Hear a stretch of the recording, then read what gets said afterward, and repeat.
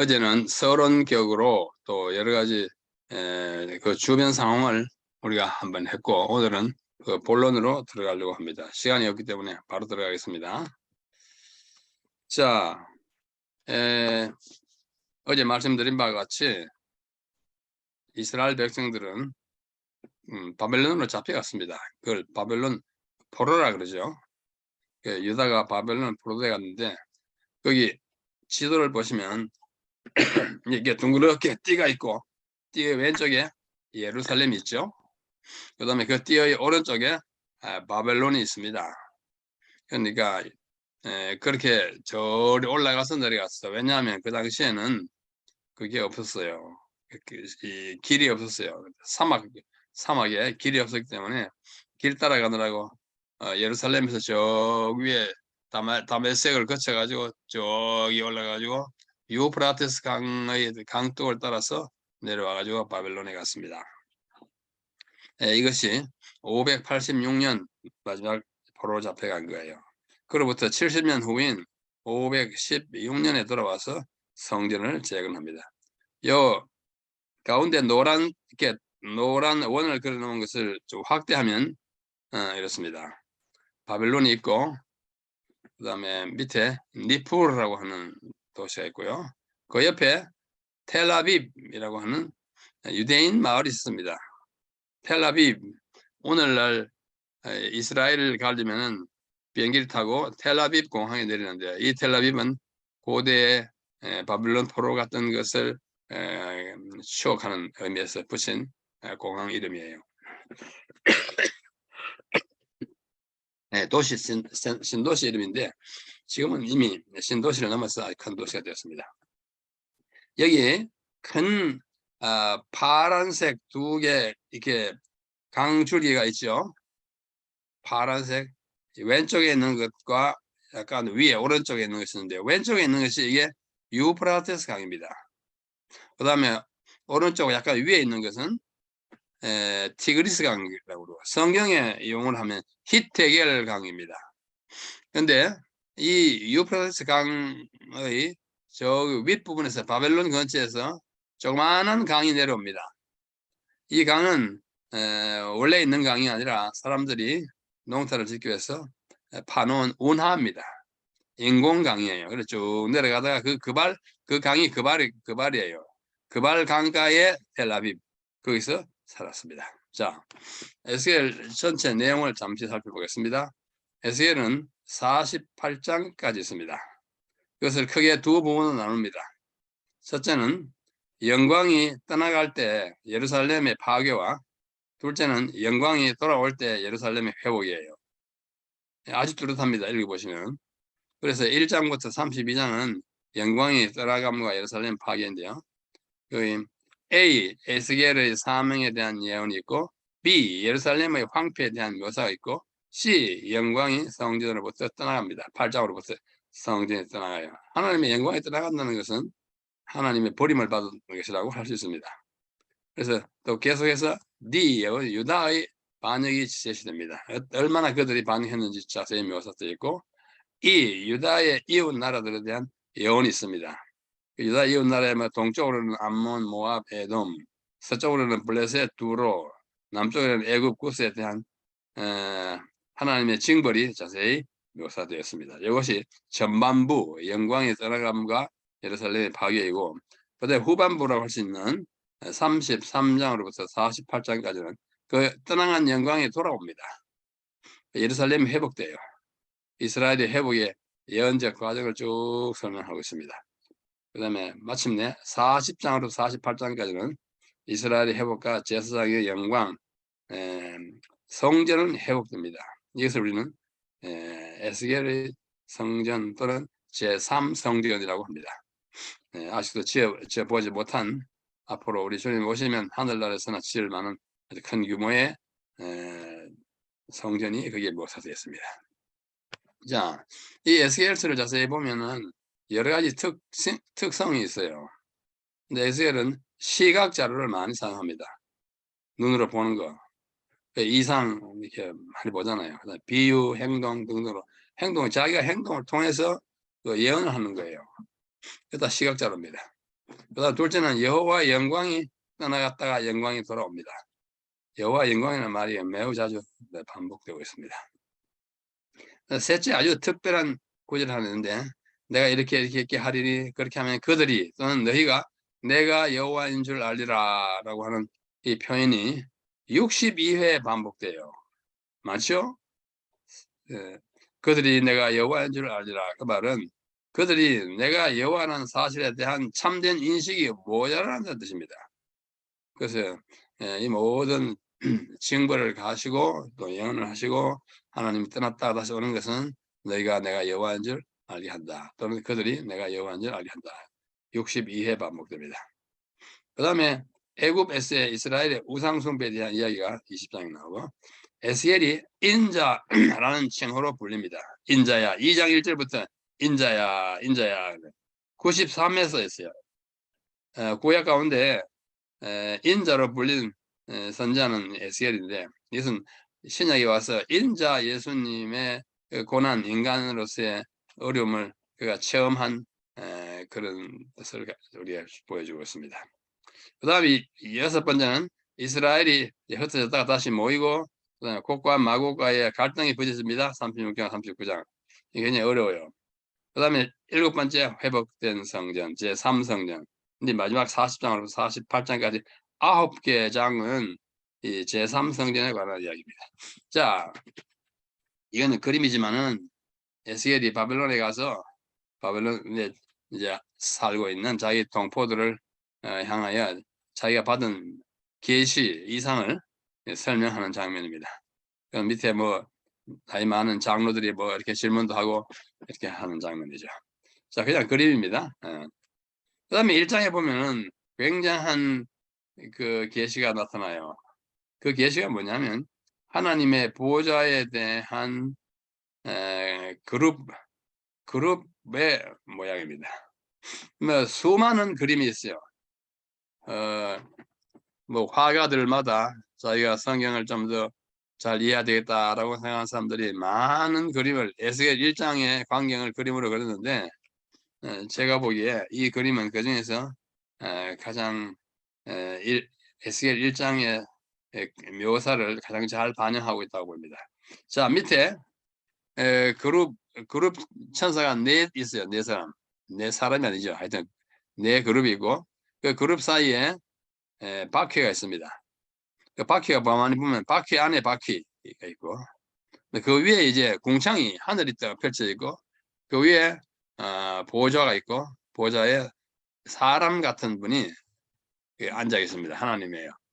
그 위에 이제 무지개가 들려 있고 이런 관계입니다. 이게 뭘 의미하느냐? 그게 오늘의 이제 공부하는 것입니다.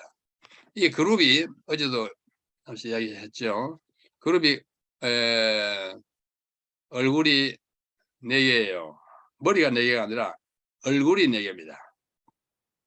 그러니까 이 정면 보이는 것은 앞면이고 그 다음에 이 그룹의 오른쪽 우리가 보기에 왼쪽은 사자이고 이 그룹의 왼쪽 우리가 보는 오른쪽은 소예요.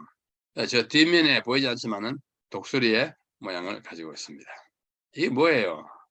하나님이 이런 생물을 한 번도 창조하신 적이 없습니다.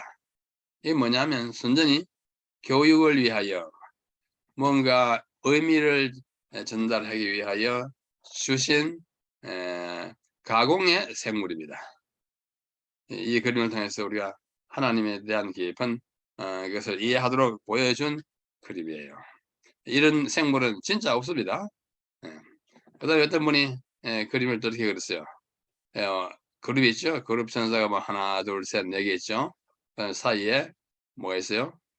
바퀴 안에 바퀴 있고 그 위에 흰 바탕이 그게 궁창이라고 하는 하늘입니다. 하늘 위에 하나님의 보좌가 있고 무지개가 있는 비교적 성경의 기술과 잘 어울리는 그런 그림들을 보여드립니다. 자, 영광의 떠나감과 예루살렘의 파괴가 1장으로부터 32장인데 그 중에 1장으로부터 3장까지는 에스겔의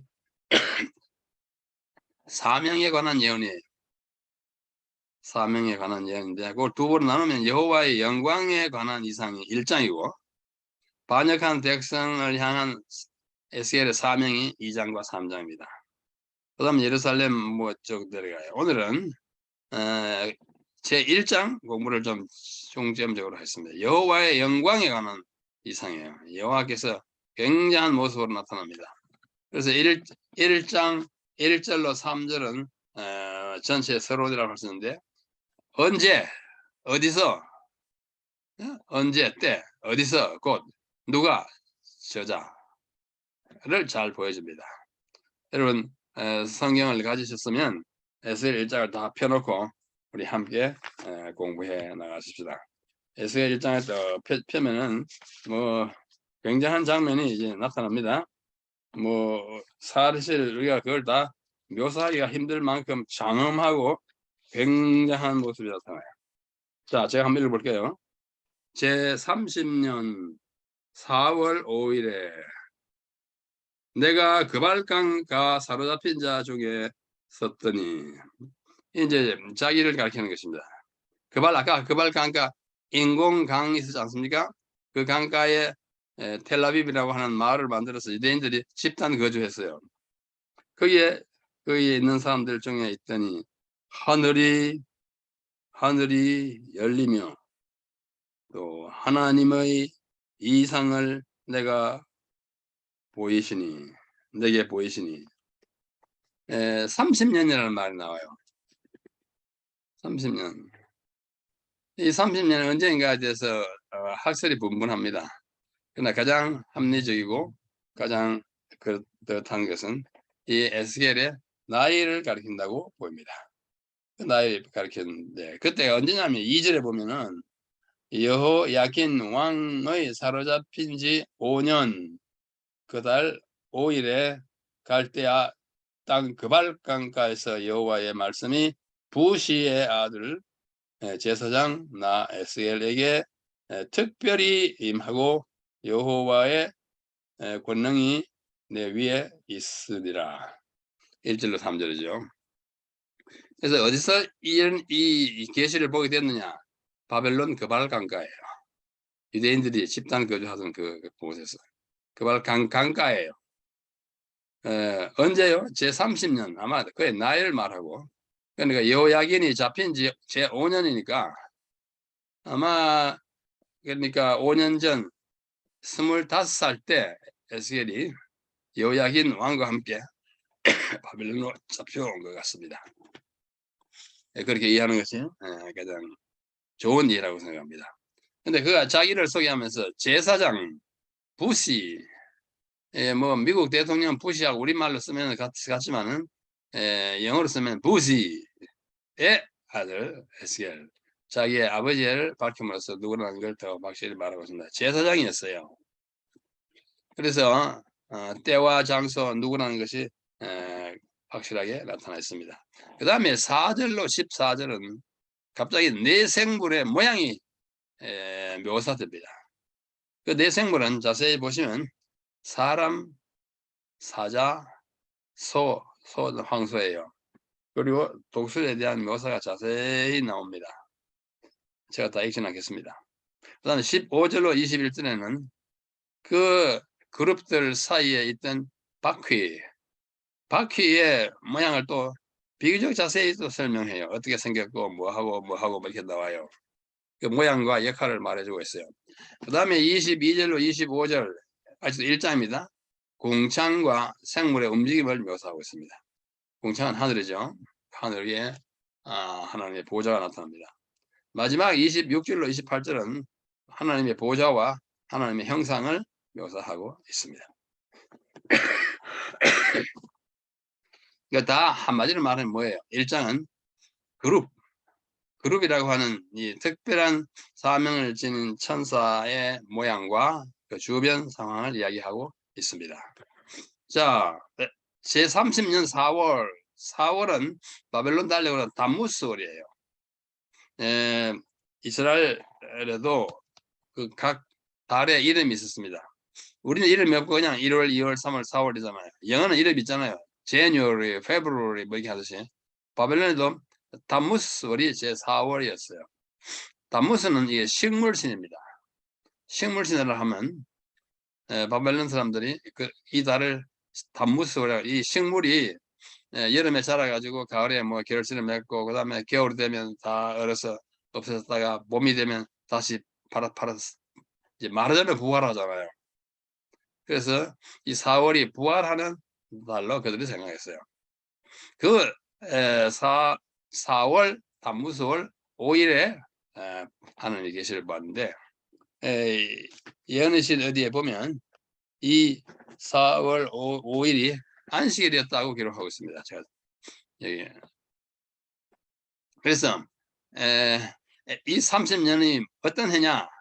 에스겔의 나이 30세를 말한다고 하는 것이 주종을 이루고, 그 다음에 희년으로부터 제30년이다 하는 사람도 있고, 그렇게 많은 사람은 독일의 히치히라는 사람과 김희, 김희가 잘못 보면 김치처럼 보이는데 김치가 아니고 김희입니다. 유대인 학자예요.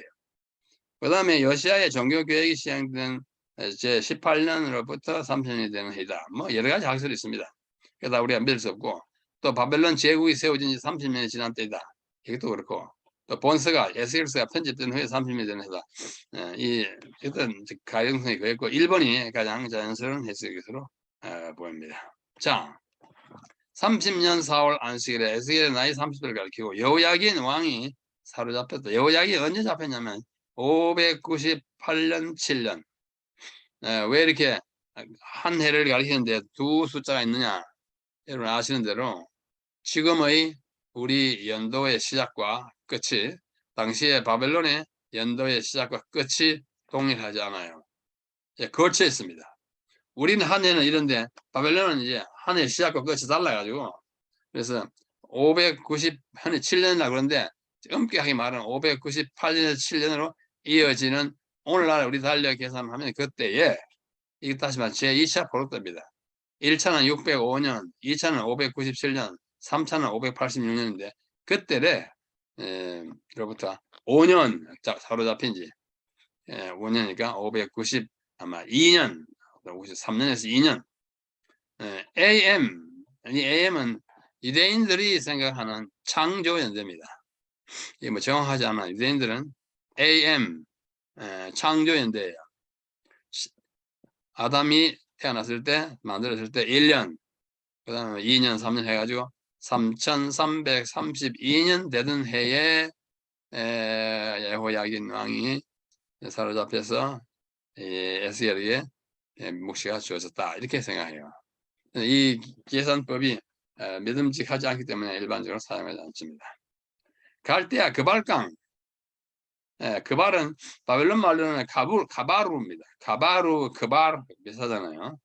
거기에서 부시의 아들 나아스게 여호와의 말씀이 특별히 임하고 여호와의 권능이 내 위에 있으니라. 선자로 부르심을 받는 이 소명 계시를 보고 있는 것입니다. 내가 보니 4절에 보면 북방에서 폭풍과 큰 구름이 오고 있습니다. 이 폭풍과 구름 같은 것은 하나님의 심판과 형벌의 세력이 북방에서 오는 것을 가르칩니다. 바벨론이 지금 쳐들어올 것을 얘기한 거예요. 바벨론은 항상 이스라엘을 북쪽으로 침공했고 폭풍과 구름은 천년계를 주관하시는 능력과 심판이 이르렀음을 나타냅니다. 하나님께서 나타나신 것을 현현하신 것을 이렇게 표현하고 있어요. 근데 4절 보면 불이 번쩍번쩍하여 빛이 그 사면에 났다. 하나님이 출동하시는 모습에 광채와 위용을 보여주고 있습니다. 그냥 뭐 잠잠히 임하지 않고 굉장한 자연현상과 함께 하나님 심판의 주로 나타나고 있습니다. 근데 그 모습이요, 단쇠 같은 것이 나타났어요. 단쇠, 빨갛게 단쇠, 가까이 할 수 없잖아요. 경외의 대상이고 소멸하는 불로서의 하나님의 위용을 이렇게 단쇠 같은 것이 나타나고, 그 다음에 5절에 가면 네 생물의 형상이 나옵니다. 네 생물의 형상이 아까 본 바와 같이 사람, 사자, 소, 독수리예요.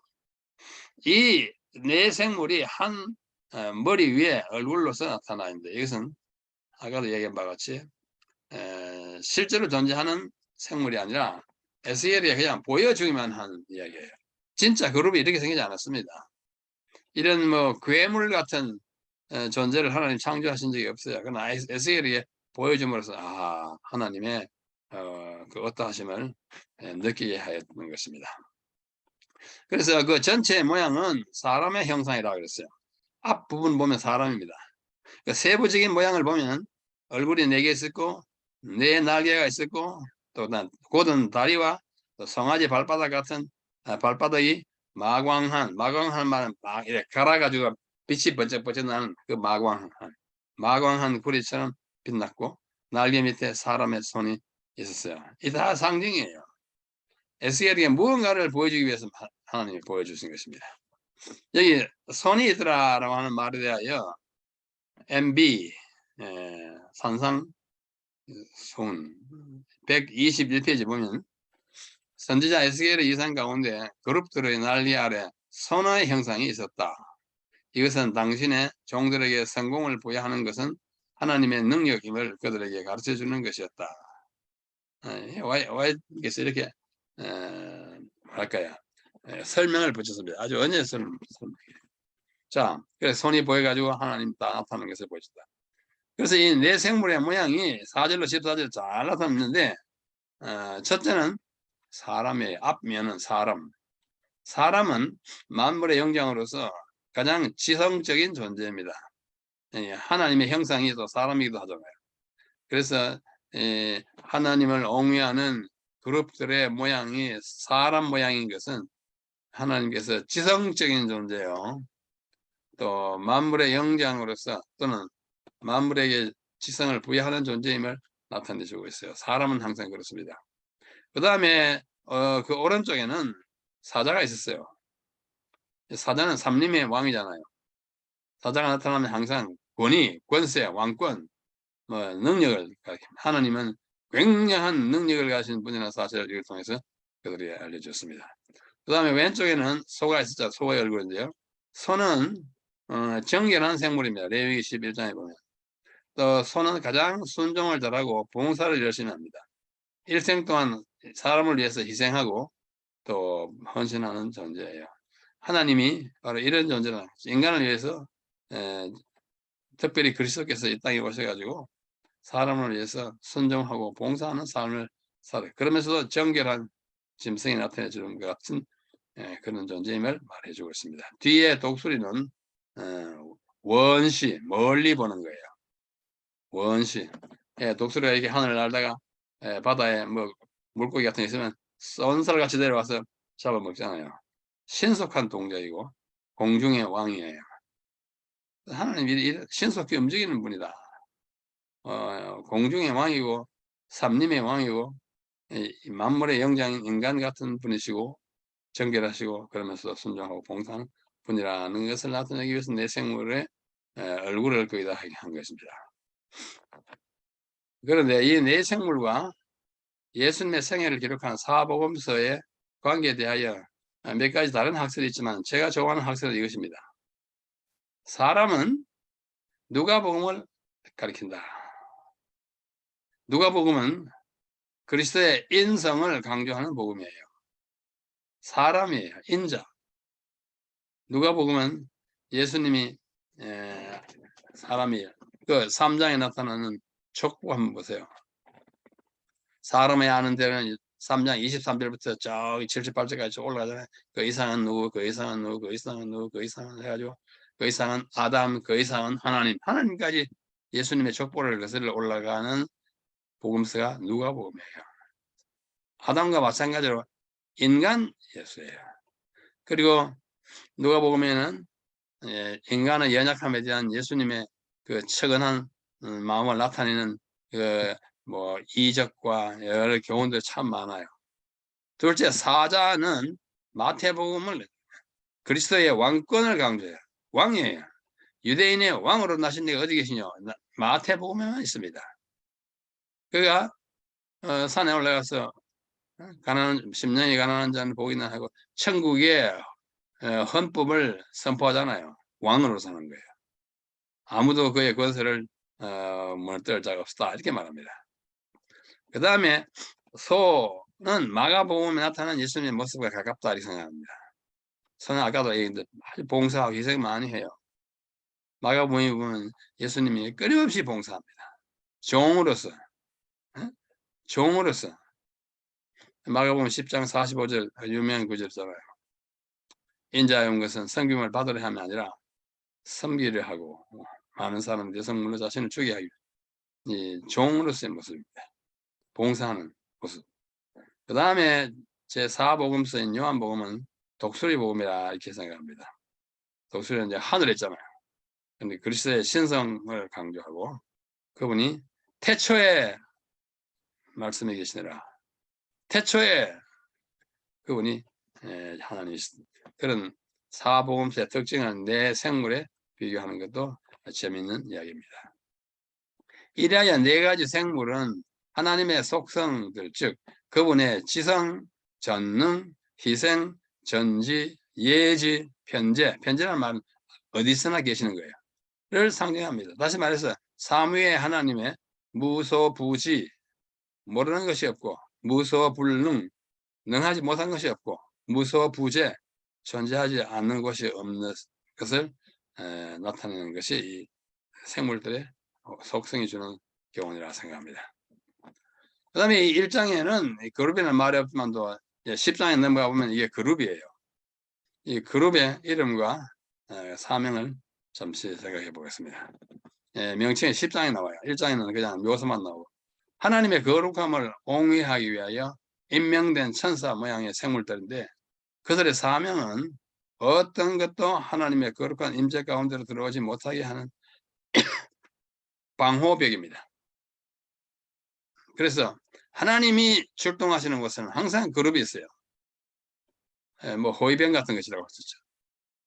그룹들이 나타나는 것은 이스라엘의 거룩하신 하나님이 임재하거나 출현하심을 알리는 것입니다. 이 그룹에는 4가지 특징이 있어요. 4가지 아니라 10가지 특징이 있어요. 자, 네 생물이 사람의 형상을 가졌다 이렇게 말합니다. 하나님의 형상이라고 하는 창세기 1장 26절에 그렇게 창조된 인간이 그 인간이 창조의 멸관인데요. 만물의 영장 그가 여기 그룹에서 그 모양이 사람의 모양을 했다. 주된 모습은 사람이라고 하는 것입니다. 둘째 특징은 각 생물이 내 얼굴을 가졌어요. 방금 이야기한 바와 같습니다. 사람은 만물의 어뜸이고 영적이고 지적인 존재를 말하고 사자는 순치되지 않은 야생동물의 대표로서 삼림이고 소는 순치된 길들여진 육축의 대표로서 온순한 동물의 어뜸입니다. 독수리는 조류의 대표예요. 굉장히 참 좋은 상징을 갖고 있습니다. 다리는 곱고 발바닥은 송아지 발바닥 같았어요. 그룹이 직무수행의 안정됨을 나타냅니다. 다리가 곧다 딱 하는 거예요. 뭐 요즘 이제 SL에게 이상을 준다면 이보다도 더 발전된 모습으로 보이겠죠. 자, 날개 밑에 사람의 손이 있었는데 아까 얘기한 바와 같습니다. 하나님의 능력으로 모든 일을 이룬다. 그 다음에 행할 때 회전하지 않고 곧게 나갔습니다. 이게 바퀴가 있는 것은 바퀴 안에 바퀴라는 것은 요 안에 바퀴가 아니고 이렇게 들어갈 수 있고 이렇게 들어갈 수 있고 그러면 그러면 가다가 우양 앞으로 가 하지 않습니다. 그냥 옆으로 이렇게 앞으로 가고 뒤로 가고 왜? 각각 사람의 얼굴이 사면에 있기 때문입니다. 그런 특징을 가지고 있어요. 빨리 움직일 수 있어요. 그렇죠? 각 그룹은 4개의 날개를 가지고 있어요. 날개는 뭐 하는 거예요? 날아가는 거잖아요. 둘로는 서로 연하고 둘로는 몸을 가리고 그렇게 했어요. 이사야서에 나온 것과 같습니다. 그 다음에 신의 지시대로 그 하나님의 영이 성령의 뜻을 따라 행한다고 말했습니다. 마광한 고리 같고 숯불과 횃불이 뭐예요? 그 영광이 그 너무나 빛나는 것입니다. 하나님의 영광의 모습에 생물의 왕래가 번개같이 빨랐어요. 하나님의 신속이기도 합니다. 동작의 즉각성과 신속성을 말해요. 생물들이 행할 땐 날개 소리가 큰 물소리 같고 전능자의 음성과 같았다. 하나님이 나타나 그룹이 나타나는 것은 하나님이 나타나는 것입니다. 자, 이것은 이제 지성서에 있던 그룹들의 모습이잖아요. 그런 모습이죠. 참 아름다운 그림인데 좀 더 재미있는 그림을 소개해드리면 이 보십시오. 이 그룹 사이에서 빛이 나잖아요. 이 빛을 셰키나라고 했습니다. 셰키나. 임재의 영광이에요. 하나님이 우리가 접근할 수 없는 어디에요? 빛 가운데 가심을 이렇게 어떤 사람이 이렇게 동영상으로 만들었어요. 참 잘 만든 것 같아요. 그래서 이러한 영광스러운 우리 하나님의 모습을 1장에서 그룹으로 나타나는 것입니다. 성경에는 개역 한글판에 그룹이라는 단어가 구약에 89회, 신약에는 히브리서에 한 번, 합계 90회 언급돼요.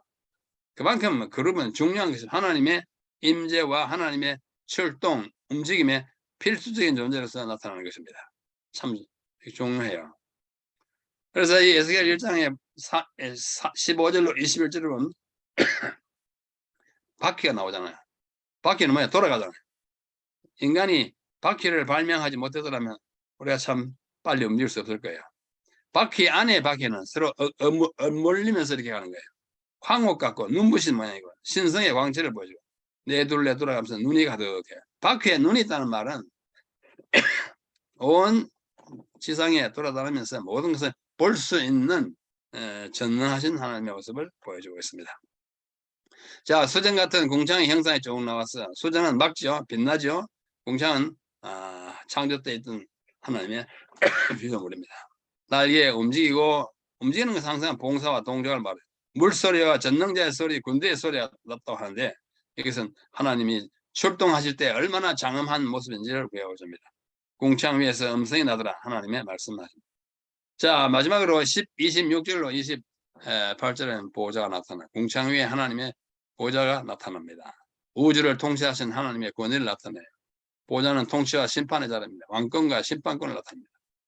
나라가 망하고 백성은 포로로 잡혀왔지만 아직도 하나님은 여전히 우주를 다스리시고 심판하신다는 것을 아주 분명하게 보여주기 위해서 이런 보호자에 앉으신 하나님을, 그 남보석 같은 보호자의 하나님의 모양을 사람의 모양으로 했어요.